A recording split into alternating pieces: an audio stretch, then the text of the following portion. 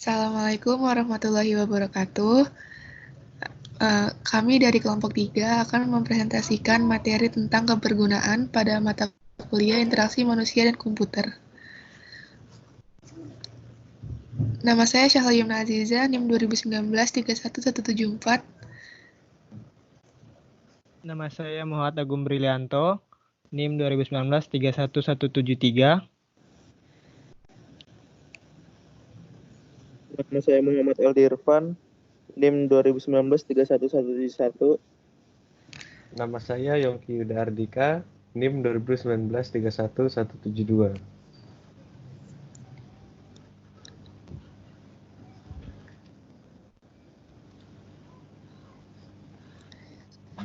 Definisi dari kebergunaan sendiri adalah suatu istilah yang menunjukkan kemudahan manusia untuk menggunakan suatu alat atau objek buatan manusia lainnya untuk mencapai tujuan tertentu dan tingkat kepuasan dalam menggunakannya.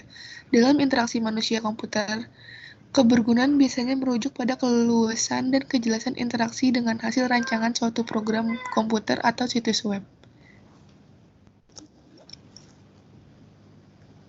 Menurut Dix, keberhasilan ditentukan oleh kombinasi 3 kata guna, yaitu useful, usable, dan use. Yang pertama, useful atau berguna, yaitu sistem yang berfungsi sebagaimana yang diinginkan penggunanya.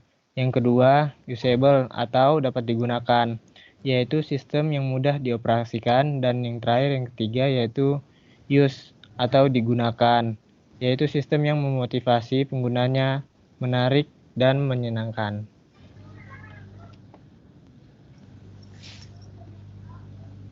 Menurut Nielsen, ada 5 komponen yang menentukan kualitas kebergunaan sistem, yaitu yang pertama adalah kemampuan untuk dipelajari. Yang kedua, cara yang dapat dilakukan sistem atau efisiensi.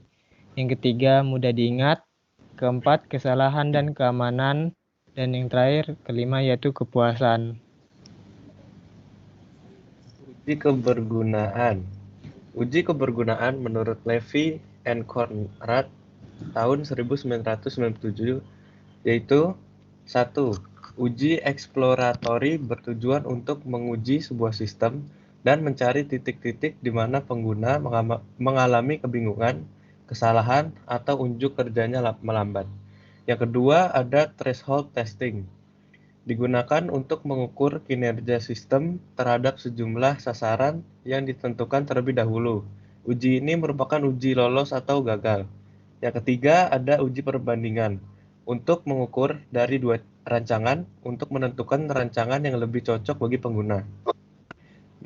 Dan menurut Hilbert dan Redmals tahun 2000 ada 2, yaitu yang pertama uji formatif, yaitu memberikan umpan balik ke perancang sistem terhadap perancangannya.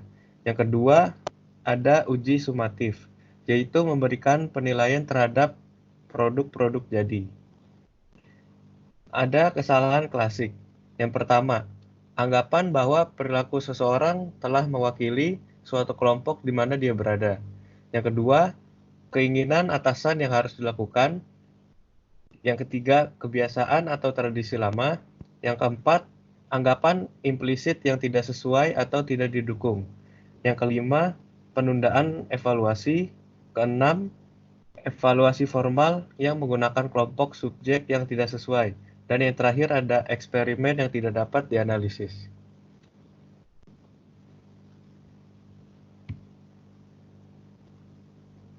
Slide selanjutnya yaitu kepuasan berinteraksi.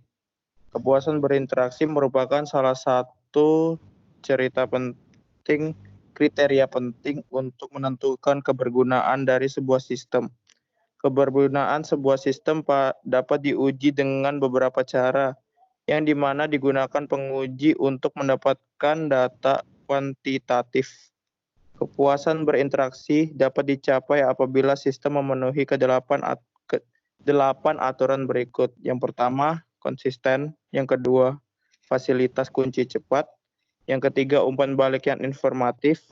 Yang keempat, rancangan dialog yang mengarah ke penutupan. Yang kelima, pencegahan dan penanganan kesalahan. Yang keenam, pembalikan tindakan yang mudah dalam kurung reversible. Yang ketujuh itu dukungan pada locus of control internal. Yang kedelapan, pengurangan beban memori jangka pendek.